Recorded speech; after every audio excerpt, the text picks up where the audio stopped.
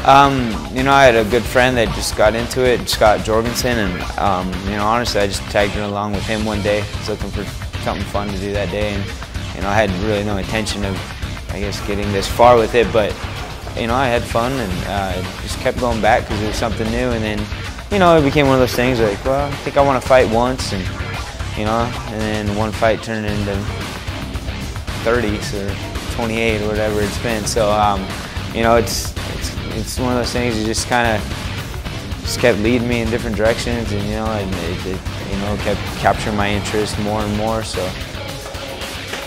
it's just, you know, obviously it's a fight. So that's, you know, that to me, I was never much of a fighter growing up. I didn't get in fights. I was pretty mild-mannered, I would say, and so just the challenge of going out there against somebody that's, you know, trying to punch me and, you know, hurt me is, you know, I enjoy challenges. So I think that's kind of, in my mind, that's, you know, what made it interesting to me, doing something that's a little outside of my nature, you know, and trying to become good at it. I'm very excited.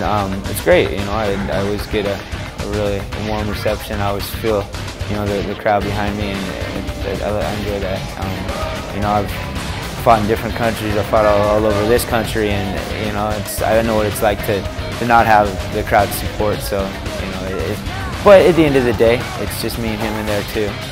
You know, but I'll take whatever extra energy and support I can get.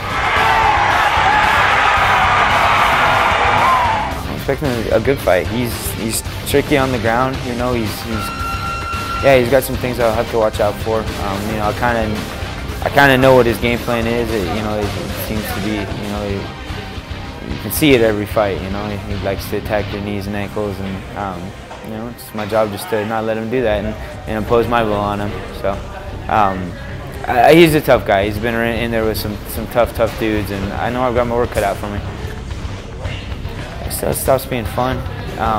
You know, I've got my gym here, and so at some point, you know, I could probably make the transition into being more of a coach full time.